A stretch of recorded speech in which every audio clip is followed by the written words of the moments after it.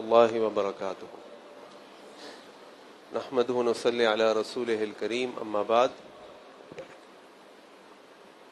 اللہ کے نبی صلی اللہ علیہ وسلم نے 8 ہجری میں مکہ کو فتح کیا اور اللہ تعالیٰ نے اس موقع پہ سورہ فتح کی آیات، بلکہ سورہ فتح کی آیات تو صلح حدیبیہ کے موقع پر تھیں۔ جب اللہ کے نبی صلی اللہ علیہ وسلم مدینہ میں داخل ہوئے تو اللہ کے نبی صلی اللہ علیہ وسلم مکے میں داخل ہوئے تو مکے کے لوگ نبی کریم صلی اللہ علیہ وسلم کی طرف سے معافی کا اعلان انہوں نے سنا، اور اس کے بعد لوگ جوک در جوک اسلام کے اندر داخل ہونے لگے۔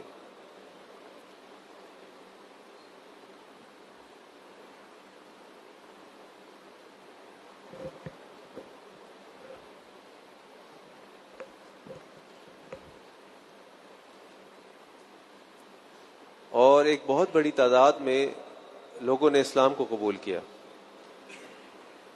اتنی دیر میں ابو بکر صدیق رضی اللہ عنہ اپنے والد ابو قحافہ کو اٹھا کر لے کر آئے، اور اس وقت ابو قحافہ انتہائی بوڑھے ہو چکے تھے۔ ابو قحافہ کے سر کے سارے بال سفید تھے، اور ابو قحافہ بھی دوسرے لوگوں کی طرح اسلام قبول کرنے کے لیے آئے تھے۔ ابو بکر رضی اللہ عنہ کے والد ابو قحافہ نے ابو بکر کے اسلام قبول ہونے کے باوجود، ان کی بیٹیوں کے اسلام قبول کر لینے کے باوجود، ان کے بیٹوں کے اسلام قبول کر لینے کے باوجود اسلام قبول نہیں کیا تھا، بلکہ اسلام کے خلاف بات کرتے تھے۔ اور وہ بات آپ کو یاد ہوگی کہ جب ابو بکر صدیق رضی اللہ عنہ ہجرت کر کے نبی کریم صلی اللہ علیہ وسلم کے ساتھ چلے گئے تو ابو قحافہ گھر آئے، پوچھا ابو بکر کہاں ہیں، اور پھر ان کی بیٹی اسما کو ڈانٹا، اور اس کے بعد غصہ کر کے چلے گئے۔ ابو قحافہ جب آئے وہاں پر تو نبی کریم صلی اللہ علیہ وسلم نے ان کو دیکھا اور کہا کہ ابو بکر تم ان کو یہاں کیوں لے کر آئے ہو؟ ابو بکر یہ تمہارے والد ہیں، میں ان کے پاس چل کر جاتا، میں ان سے جا کے شہادت لے لیتا، میں ان کو اسلام کی دعوت دیتا یا میرے ہاتھ پہ اسلام قبول کر لیتے، تم کیوں لے کر آئے ان کو؟ کیونکہ بہت بوڑھے تھے۔ اب آپ سوچئے کہ نبی کریم صلی اللہ علیہ وسلم اس وقت فاتح مکہ ہیں، سینکڑوں کی تعداد میں لوگ اسلام قبول کرنے کے لیے آ رہے ہیں، لیکن اس حالت کے باوجود، اس تمام چیزوں کے باوجود نبی کریم صلی اللہ علیہ وسلم ابوبکر صدیق سے کہتے ہیں کہ میں خود چل کر جاتا، تم ان کو کیوں لے کر آئے ہو؟ اتنے بڑی عمر کے آدمی ہیں، تمہارے والد ہیں۔ ابوبکر صدیق رضی اللہ عنہ نے سنا تو ان کی آنکھوں سے آنسو روا ہو گئے، لیکن یہ آنسو اس بات کے نہیں تھے کہ میرے والد نے اسلام قبول کیا، یقیناً ان کو بہت خوشی ہوگی، اس سے بڑھ کے خوشی کیا ہو سکتی کسی شخص کے لیے کہ اس کے ماں باپ بھی اسلام قبول کر لیں، اس کے گھر والے بھی اسلام قبول کر لیں۔ اور اس کی قدر و اہمیت کو ہم نہیں جان سکتے، نہ سمجھ سکتے ہیں، کیونکہ الحمدللہ ہم مسلمان گھرانوں میں پیدا ہوئے، ہمارے ہر طرف مسلمان ہوتے ہیں۔ ابوبکر صدیق رضی اللہ عنہ نے اللہ کے نبی صلی اللہ علیہ وسلم سے کہا کہ اللہ کے نبی صلی اللہ علیہ وسلم میں اس لیے رو رہا ہوں کہ میری خواہش یہ ہے کہ کاش یہ ہوتا کہ میرے والد کی جگہ ابو طالب ہوتے، اور ابو طالب آپ کے ہاتھ پہ اسلام قبول کرتے، کیونکہ ابو طالب سے آپ کو جتنی محبت تھی اور آپ نے جتنی ان کے لیے کوشش کی، انہوں نے اسلام قبول نہیں کیا۔ تو ابوبکر صدیق رضی اللہ عنہ اس بات میں نہیں رو رہے تھے کہ میرے والد، بلکہ ان کو یہ تھا کہ اللہ کے نبی صلی اللہ علیہ وسلم کو خوشی زیادہ کس سے ہوتی کہ ان کے چچا ابو طالب اسلام قبول کر لیتے۔ اور اس طرح اس واقعے سے پتہ چلتا ہے کہ اللہ کے نبی صلی اللہ علیہ وسلم کے اپنے صحابہ سے محبت، صحابہ کا اکرام، اور صحابہ کی اللہ کے نبی صلی اللہ علیہ وسلم سے کتنی محبت تھی کہ ابوبکر کو اس بات کی اتنی خوشی نہیں ہو رہی تھی کہ میرے باپ نے اسلام قبول کیا، ان کی خواہش تھی کاش میرے باپ کی جگہ ابو طالب ہوتے۔ اور اللہ کے نبی صلی اللہ علیہ وسلم کی وہ حدیث کہ تم میں سے کوئی شخص وقت تک مسلمان نہیں ہو سکتا جب تک کہ میں اس کو اپنی ذات سے، اس کے والدین سے، دنیا کے تمام لوگ ساتھ محبوب نہ ہو جاؤں۔ ہمارے لیے نبی کریم صلی اللہ علیہ وسلم سے محبت کرنا ہمارے ایمان کے کامل ہونے کے لیے ضروری ہے۔ دعوت تو ہم سب کرتے ہیں، لیکن کچھ کام ایسے ہیں کہ جن کو کرنے سے یہ محبت سچی ثابت ہو سکتی ہے۔ سب سے پہلا کام یہ ہے کہ نبی کریم صلی اللہ علیہ وسلم کو اپنا رول ماڈل بنایا جائے، ان کو دیکھ کر اپنی زندگی کو گزارا جائے کہ آپ صلی اللہ علیہ وسلم اس موقع پہ کیا کرتے تھے، آپ صلی اللہ علیہ وسلم کے معاملات کیا تھے، ان کا کردار کیا تھا. کیونکہ عام طور پہ ہم نبی کریم صلی اللہ علیہ وسلم کی سنتوں کو عام طور پہ ہم عبادات کے معاملے میں تو لے لیتے ہیں، لیکن معاملات کے معاملے میں نہیں لیتے. اللہ کے نبی صلی اللہ علیہ وسلم کے بارے میں اللہ تعالیٰ نے قرآن میں فرمایا لَقَدْ كَانَ لَكُمْ فِي رَسُولِ اللَّهِ أُسْوَةٌ حَسَنَةٌ، کہ اللہ کے نبی صلی اللہ علیہ وسلم کی ذات میں تمہارے لیے ایک بہترین نمونہ ہے. اللہ کے نبی صلی اللہ علیہ وسلم نے فرمایا تَرَكْتُ فِيكُمْ أَمْرَيْنِ لَن تَضِلُّوا مَا تَمَسَّكْتُمْ بِهِمَا كِتَابَ اللَّهِ وَسُنَّتِي، میں نے تمہارے درمیان دو چیزیں چھوڑ کے جا رہا ہوں، اگر تم ان دونوں چیزوں کو مضبوطی سے تھام لو گے تو کبھی گمراہ نہیں ہوگے. وہ دو چیزیں کیا ہیں؟ اللہ کی کتاب اور میرا طریقہ، میری سنت. تو نبی کریم صلی اللہ علیہ وسلم کو رول ماڈل بنایا جائے عبادات میں بھی اور معاملات میں بھی.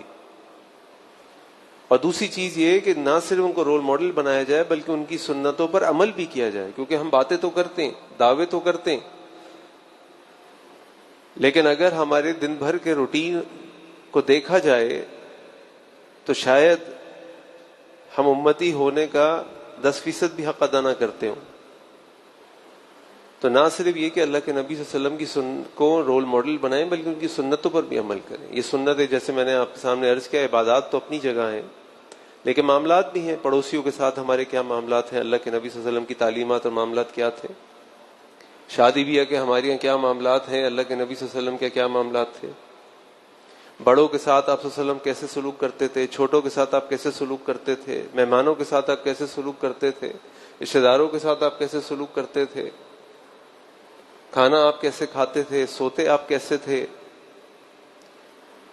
تو نہ صرف ان کو رول ماڈل مانا جائے بلکہ ان کی سنتوں پر عمل بھی کیا جائے. ہم اس حدیث کو پڑھتے ہیں کہ اللہ کے نبی صلی اللہ علیہ وسلم کے گھر میں 3 صحابہ آئے، آ کے انہوں نے امہات المومنین سے پوچھا کہ اللہ کے نبی صلی اللہ علیہ وسلم کے معمولات کیا ہیں. انہوں نے ان کو بتایا تو ایک نے کہا کہ ہم تو آپ کے مقابلے میں کچھ بھی نہیں ہے، تو لہٰذا میں اب رات کو سویا نہیں کروں گا، پوری رات جاگ کے نماز پڑھوں گا، تہجد پڑھوں گا، قیام کروں گا. ایک نے کہا کہ میں اب روز روزہ رکھوں گا. ایک نے کہا کہ میں شادی نہیں کروں گا. تو اللہ کے نبی صلی اللہ علیہ وسلم کو جب پتہ چلا تو آپ نے اس پہ ناراضگی کا اظہار کیا اور کہا کہ میں رات کو سوتا بھی ہوں، قیام بھی کرتا ہوں، میں افطار بھی کرتا ہوں، روزہ بھی رکھتا ہوں، اور میری بیویاں بھی ہیں. اس سے ہمیں سبق یہ ملتا ہے کہ انسان پوری رات قیام نہ کرے، انسان ہر روز روزہ نہ رکھے، انسان ایک فیملی لائف گزارے. یہ بات بہت اچھی ہے اور ہم یہ سنتے بھی ہیں، سمجھتے بھی ہیں. تو یہ تو سنت کا ایک رخ ہے نا. سنت کا دوسرا رخ یہ بھی ہے کہ اللہ کے نبی صلی اللہ علیہ وسلم راتوں کو قیام کرتے تھے. آپ ہر مہینے ایام 20 کے روزے بھی رکھتے تھے، آپ پیر اور جمعرات کے روزے بھی رکھتے تھے. تو یہ بھی تو ہمیں کرنا چاہیے. تو سنتوں پر عمل صرف یہ نہیں ہے کہ بس جہاں بچت ہو رہی ہے وہ لے لیا جائے، بلکہ اس کے لیے آگے بھی تو بڑھیں جو آپ کا طریقہ تھا. تو لہٰذا آپ کی سنتوں پر عمل کرنا بھی ضروری ہے. نمبر 3، نبی کریم صلی اللہ علیہ وسلم کا جب بھی نام لیا جائے اور ویسے بھی اللہ کے نبی صلی اللہ علیہ وسلم پر کثرت سے درود بھیجنا چاہیے. جیسے آج جمعے کا دن ہے اور آپ نے فرمایا ابھی صلی اللہ علیہ وسلم کہ جمعے کے دن مجھ پر کثرت سے درود بھیجا کرو. اور جب بھی آپ کا نام مبارک لیا جائے تو صلی اللہ علیہ وسلم اللہم صلی علی محمد یا درود ابراہیمی پڑھا جائے، اور یہ ضرور پڑھا جائے. اور چوتھا حق یہ ہے کہ جس شخص کو ہم دنیا کا عظیم ترین انسان مانتے ہیں، جس شخص کی محبت کا ہمارے لیے ہونا ہمارے ایمان کے کامل ہونے کی نشانی ہے، اس کی سیرت کو پڑھا جائے، اس کی زندگی کا مطالعہ کیا جائے، اس کی سیرت کو سمجھا جائے، اس کو سنا جائے، اس کو یاد کیا جائے. تو ہم میں سے کتنے لوگ ایسے ہیں جو نبی کریم صلی اللہ علیہ وسلم کی سیرت کو پڑھتے ہیں؟ یا ہم میں سے کتنے لوگ ایسے ہیں کہ اس نے نبی کریم صلی اللہ علیہ وسلم کی سیرت کے اوپر کوئی کتاب پوری پڑھی ہو، چاہے وہ کتاب 100 پیج کی ہو چاہے 500 پیج کی ہو؟ جس شخص سے اتنی محبت کرتے ہیں اس کے بارے میں کچھ بھی نہیں پڑھا، اس کے بارے میں کچھ بھی نہیں سیکھا، تو کیسے اس سے محبت ہو سکتی ہے؟ کیسے اس کے معمولات پتہ چل سکتے ہیں؟ اور یاد رکھیں کہ نبی کریم صلی اللہ علیہ وسلم وہ شخصیت ہے کہ دنیا کے لوگوں کا حال یہ، ہمارا حال تو یہ ہے کہ ہم سے جو جتنا قریب ہوتا جاتا ہے ہمارے عیب اور ہماری کمزوریاں اور ہمارے گناہ اس کے سامنے ظاہر ہوتے رہتے ہیں. لیکن نبی کریم صلی اللہ علیہ وسلم سے آپ جتنا قریب ہوتے جائیں گے، آپ صلی اللہ علیہ وسلم سے آپ کی محبت اتنی بڑھتی جائے گی.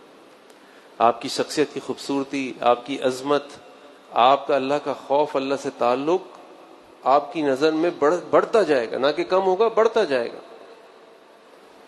تو نبی کریم صلی اللہ علیہ وسلم سے سچی محبت کرنا ہمارے لیے ضروری ہے، اور اس کے لیے میں نے آپ کے سامنے 4 چیزیں رکھی ہیں. نمبر 1، نبی کریم صلی اللہ علیہ وسلم کو بہترین اسوہ مانا جائے، رول ماڈل مانا جائے. نمبر 2، صرف مانا نہ جائے، اس پر عمل بھی کیا جائے، ان کی سنتوں پر عمل کیا جائے، معاملات میں بھی، عبادات میں بھی.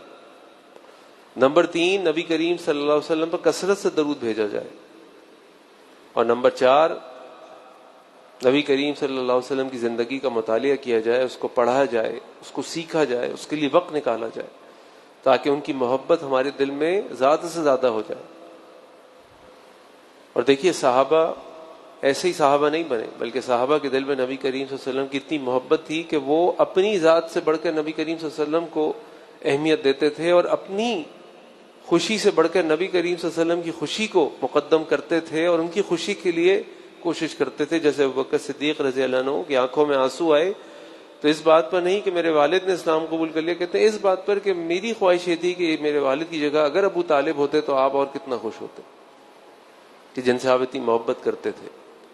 تو اللہ تعالیٰ سے دعا ہے کہ اللہ تعالیٰ ہمیں نبی کریم صلی اللہ علیہ وسلم کی سچی محبت عطا فرمائے، اور اس محبت کا حق ادا کرنے کی بھی توفیق عطا فرمائے، اور نبی کریم صلی اللہ علیہ وسلم کے اسوہ حسنہ پر اور ان کی سنتوں پر عمل کی توفیق عطا فرمائے. وآخر دعوانا ان الحمد للہ رب العالمین. السلام علیکم ورحمۃ اللہ وبرکاتہ.